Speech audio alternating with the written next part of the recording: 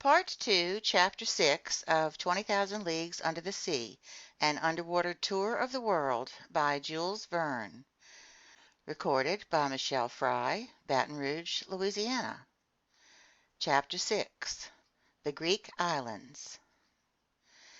At sunrise the next morning, February 12, the Nautilus rose to the surface of the waves.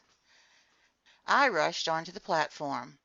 The hazy silhouette of Pelusium was outlined 3 miles to the south. A torrent had carried us from one sea to the other, but although that tunnel was easy to descend, going back up must have been impossible. Near 7 o'clock, Ned and Conseil joined me. Those two inseparable companions had slept serenely, utterly unaware of the Nautilus's feet. "Well, Mr. Naturalist," the Canadian asked in a gently mocking tone, "and how about that Mediterranean?" "We're floating on its surface, Ned, my friend." "What?" Conseil put in. "Last night?" "Yes, last night, in a matter of minutes, we cleared that insuperable isthmus." "I don't believe a word of it," the Canadian replied. "And you're in the wrong, Mr. Land," I went on. "That flat coastline curving southward is the coast of Egypt." "Tell it to the Marines, sir," answered the stubborn Canadian. "But if master says so," Conseil told him, "then so be it." "What's more, Ned," I said, "Captain Nemo himself did the honors in his tunnel, and I stood beside him in the pilot house while he steered the Nautilus through that narrow passageway." "You hear, Ned?" Conseil said. "And you, Ned, who have such good eyes," I added, "you can spot the jetties of Port Said stretching out to sea." The Canadian looked carefully. "Correct," he said. "You're right, Professor, and your captain's a superman. We're in the Mediterranean. Fine.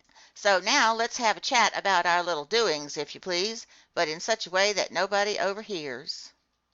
I could easily see what the Canadian was driving at. In any event, I thought it best to let him have his chat, and we all three went to sit next to the beacon, where we were less exposed to the damp spray from the billows. "Now, Ned, we're all ears," I said. "What have you to tell us?" "What I've got to tell you is very simple," the Canadian replied. "We're in Europe, and before Captain Nemo's whims take us deep into the polar seas or back to Oceania, I say we should leave this Nautilus." I confess that such discussions with the Canadian always baffled me. I didn't want to restrict my companion's freedom in any way, and yet I had no desire to leave Captain Nemo.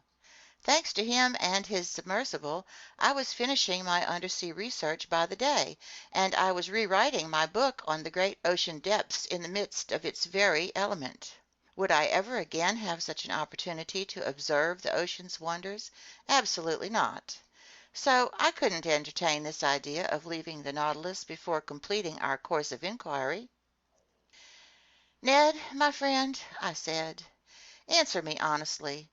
Are you bored with this ship? Are you sorry that fate has cast you into Captain Nemo's hands?" The Canadian paused for a short while before replying. Then, crossing his arms, "Honestly," he said, "I'm not sorry about this voyage under the seas. I'll be glad to have done it, but in order to have done it, it has to finish. That's my feeling." "It will finish, Ned." "Where and when?" "Where, I don't know. When, I can't say. Or rather, I suppose it will be over when these seas have nothing more to teach us. Everything that begins in this world must inevitably come to an end." "I think as master does," Conseil replied, "and it's extremely possible that after crossing every sea on the globe, Captain Nemo will bid the three of us a fond farewell." "Bid us a fond farewell!" the Canadian exclaimed. "You mean beat us to a fare thee well." "Let's not exaggerate, Mr. Land," I went on. "We have nothing to fear from the captain, but neither do I share Conseil's views. We're privy to the Nautilus's secrets, and I don't expect that its commander, just to set us free, will meekly stand by while we spread those secrets all over the world." "But in that case, what do you expect?" the Canadian asked. that we'll encounter advantageous conditions for escaping just as readily in 6 months as now." "Great Scott!" Ned Land put in.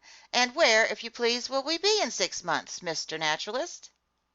"Perhaps here, perhaps in China. You know how quickly the Nautilus moves. It crosses oceans like swallows cross the air, or express trains continents. It doesn't fear heavily traveled seas. Who can say it won't hug the coasts of France, England, or America, where an escape attempt could be carried out just as effectively as here?"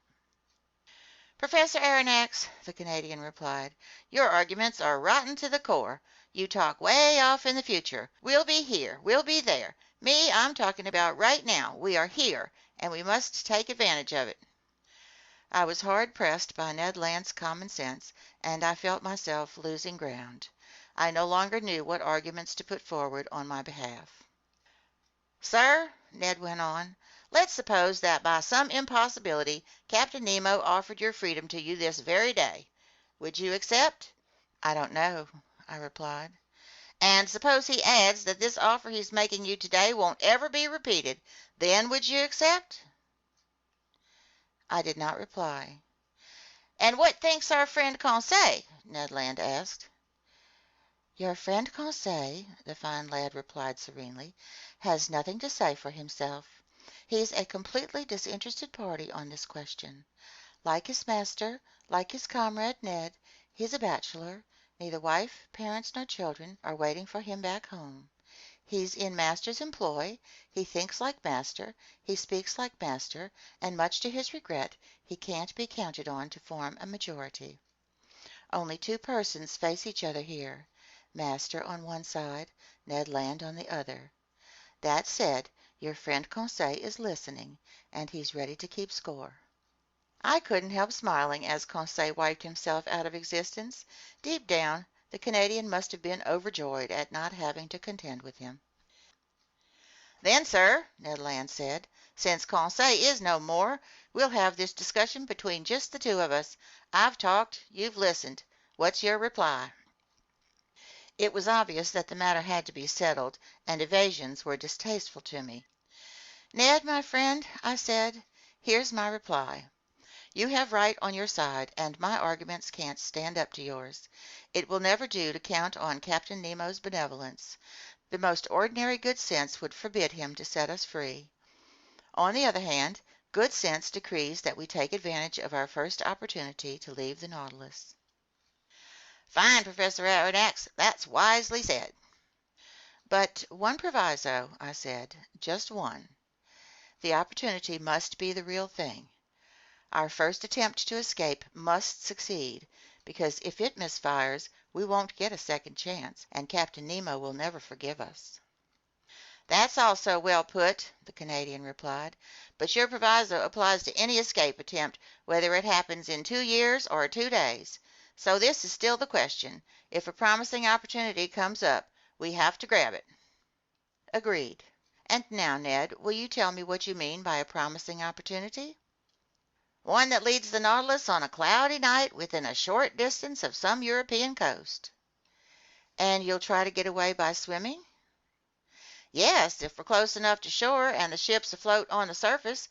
No, if we're well out and the ship's navigating under the waters." "And in that event?" "In that event, I'll try to get hold of the skiff. I know how to handle it. We'll stick ourselves inside, undo the bolts, and rise to the surface, without the helmsman in the bows seeing a thing." "Fine, Ned. Stay on the lookout for such an opportunity. But don't forget, one slip-up will finish us." "I won't forget, sir." "And now, Ned, would you like to know my overall thinking on your plan?" "Gladly, Professor Aronnax." "Well, then, I think, and I don't mean I hope, that your promising opportunity won't ever arise." "Why not?" "Because Captain Nemo recognizes that we haven't given up all hope of recovering our freedom, and he'll keep on his guard, above all in seas within sight of the coasts of Europe." "I'm of master's opinion," Conseil said. "We'll soon see," Ned Land replied, shaking his head with a determined expression. "And now, Ned Land," I added, "let's leave it at that. Not another word on any of this. The day you're ready, alert us and we're with you. I turn it all over to you." That's how we ended this conversation, which later was to have such serious consequences. At first, I must say, events seemed to confirm my forecasts, much to the Canadians' despair. Did Captain Nemo view us with distrust in these heavily traveled seas, or did he simply want to hide from the sight of those ships of every nation that plowed the Mediterranean? I have no idea, but usually he stayed in midwater and well out from any coast. Either the Nautilus surfaced only enough to let its pilot house emerge, or it slipped away to the lower depths, although between the Greek islands and Asia Minor we didn't find bottom even at 2,000 meters down. Accordingly, I became aware of the Isle of Carpathos, one of the Sporades Islands, only when Captain Nemo placed his finger over a spot on the world map and quoted me this verse from Virgil: "Esta in Carpathio Neptuni gurgitavats, Charilias, Proteus." Editor's note: Latin for "There in King Neptune's domain by Carpathos, his spokesman is azure-hued Proteus." It was indeed that bygone abode of Proteus, the old shepherd of King Neptune's flocks, an island located between Rhodes and Crete, which Greeks now call Carpathos, Italians Scarpanto. Through the lounge window I could only see its granite bedrock. The next day, February 14, I decided to spend a few hours studying the fish of this island group. But for whatever reason, the panels remained hermetically sealed. After determining the Nautilus's heading, I noted that it was proceeding toward the ancient island of Crete, also called Candia. At the time I had shipped aboard the Abraham Lincoln, this whole island was in rebellion against its tyrannical rulers, the Ottoman Empire of Turkey. But since then I had absolutely no idea what happened to this revolution, and Captain Nemo, deprived of all contact with the shore, was hardly the man to keep me informed. So I didn't allude to this event when, that evening, I chanced to be alone with the captain in the lounge. Besides, he seemed silent and preoccupied. Then, contrary to custom, he ordered that both panels in the lounge be opened, and going from the one to the other, he carefully observed the watery mass. For what purpose? I hadn't a guess, and for my part, I spent my time studying the fish that passed before my eyes. Among others, I noted that sand goby mentioned by Aristotle, and commonly known by the name sea loach, which is encountered exclusively in the salty waters next to the Nile Delta. Near them, some semi-phosphorescent red porgy rolled by, a variety of gilthead that the Egyptians ranked among their sacred animals, lauding them in religious ceremonies when their arrival in the river's waters announced the fertile flood season. I also noticed some wrasse known as the tapiro, 3 decimeters long, bony fish with transparent scales, whose bluish-gray color is mixed with red spots. They are enthusiastic eaters of marine vegetables, which gives them an exquisite flavor. Hence these tapira were much in demand by the epicures of ancient Rome, and their entrails were dressed with brains of peacock, tongue of flamingo, and testes of moray to make that divine platter that so enraptured the Roman Emperor Vitellius. Another resident of these seas caught my attention and revived all my memories of antiquity. This was the remora, which travels attached to the bellies of sharks. As the ancients tell it, when these little fish cling to the undersides of a ship, they can bring it to a halt, and by so impeding Mark Antony's vessel during the Battle of Actium, one of them facilitated the victory of Augustus Caesar. From such slender threads hang the destinies of nations. I also observed some wonderful snappers belonging to the order Lutienidae, sacred fish for the Greeks, who claimed they could drive off sea monsters from the waters they frequent. Their Greek name Anthias means flower, and they live up to it in the play of their colors and in those fleeting reflections that turn their dorsal fins into watered silk. Their hues are confined to a gamut of reds, from the pallor of pink to the glow of ruby. I couldn't take my eyes off these marine wonders when I was suddenly jolted by an unexpected apparition. In the midst of the waters a man appeared, a diver carrying a little leather bag at his belt. It was no corpse lost in the waves. It was a living man, swimming vigorously, sometimes disappearing to breathe at the surface, then instantly diving again. I turned to Captain Nemo, and in an agitated voice, "A man! A castaway!" I exclaimed. "We must rescue him at all cost." The captain didn't reply, but went to lean against the window. The man drew near, and gluing his face to the panel, he stared at us. To my deep astonishment, Captain Nemo gave him a signal. The diver answered with his hand, immediately swam up to the surface of the sea, and didn't reappear.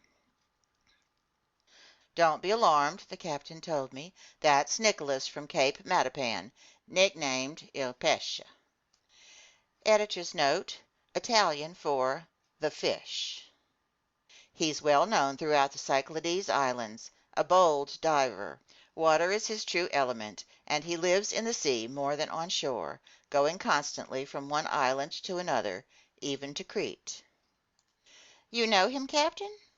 Why not, Professor Aronnax? This said, Captain Nemo went to a cabinet standing near the lounge's left panel.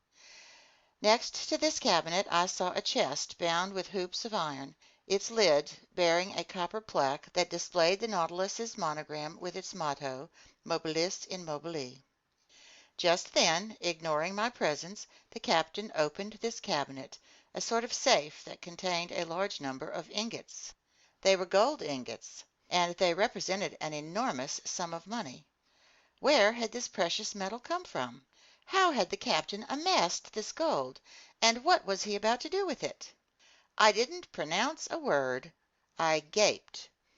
Captain Nemo took out the ingots one by one and arranged them methodically inside the chest, filling it to the top, at which point I estimate that it held more than 1,000 kilograms of gold, in other words, close to 5,000,000 francs. After securely fastening the chest, Captain Nemo wrote an address on its lid in characters that must have been modern Greek. This done, the captain pressed a button whose wiring was in communication with the crew's quarters. 4 men appeared and, not without difficulty, pushed the chest out of the lounge. Then I heard them hoist it up the iron companionway by means of pulleys. Just then Captain Nemo turned to me. "You were saying, Professor?" he asked me. "I wasn't saying a thing, Captain." "Then, sir, with your permission, I'll bid you good evening." And with that, Captain Nemo left the lounge. I re-entered my stateroom, very puzzled, as you can imagine. I tried in vain to fall asleep. I kept searching for a relationship between the appearance of the diver and that chest filled with gold. Soon, from certain rolling and pitching movements, I sensed that the Nautilus had left the lower strata and was back on the surface of the water. Then I heard the sound of footsteps on the platform. I realized that the skiff was being detached and launched to sea. For an instant it bumped the Nautilus's side, then all sounds ceased. 2 hours later, the same noises, the same comings and goings, were repeated. Hoisted on board, the longboat was readjusted into its socket, and the Nautilus plunged back beneath the waves. So those millions had been delivered to their address. At what spot on the continent? Who was the recipient of Captain Nemo's gold? The next day I related the night's events to Conseil and the Canadian, events that had aroused my curiosity to a fever pitch. My companions were as startled as I was. "But where does he get those millions?" Ned Land asked. To this no reply was possible. After breakfast I made my way to the lounge and went about my work. I wrote up my notes until 5 o'clock in the afternoon. Just then, was it due to some personal indisposition, I felt extremely hot and had to take off my jacket made of fan mussel fabric. A perplexing circumstance, because we weren't in the low latitudes, and besides, once the Nautilus was submerged, it shouldn't be subject to any rise in temperature. I looked at the pressure gauge. It marked a depth of 60 feet, a depth beyond the reach of atmospheric heat. I kept on working, but the temperature rose to the point of becoming unbearable. Could there be a fire on board, I wondered? I was about to leave the lounge when Captain Nemo entered. He approached the thermometer, consulted it, and turned to me. 42 degrees centigrade, he said. I've detected as much, Captain, I replied, and if it gets even slightly hotter, we won't be able to stand it. Oh, Professor, it won't get any hotter unless we want it to. You mean you can control this heat? No, but I can back away from the fireplace producing it. So it's outside? Surely. We're cruising in a current of boiling water. It can't be, I exclaimed. Look. The panels had opened, and I could see a completely white sea around the Nautilus. Steaming, sulphurous fumes uncoiled in the midst of waves bubbling like water in a boiler. I leaned my hand against one of the windows, but the heat was so great I had to snatch it back. "Where are we?" I asked. "Near the island of Santorini, Professor," the captain answered me, "and right in the channel that separates the volcanic islets of Nea Kamenni and Pelea Kamenni. I wanted to offer you the unusual sight of an underwater eruption." "I thought," I said, "that the formation of such new islands had come to an end."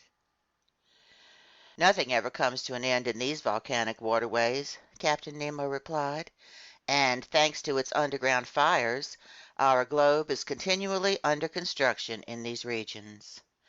According to the Latin historians Cassiodorus and Pliny, by the year 19 of the Christian era, a new island, the divine Thera, had already appeared in the very place these islets have more recently formed.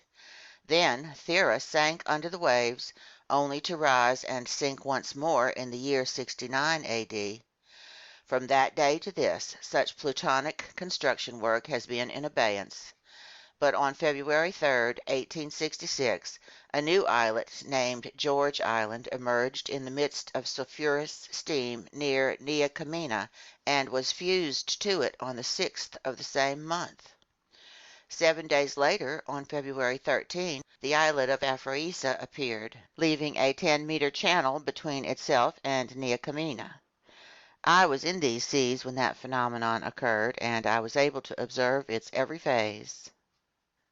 The islet of Aphrodisia was circular in shape, measuring 300 feet in diameter and 30 feet in height. It was made of black, glassy lava mixed with bits of feldspar.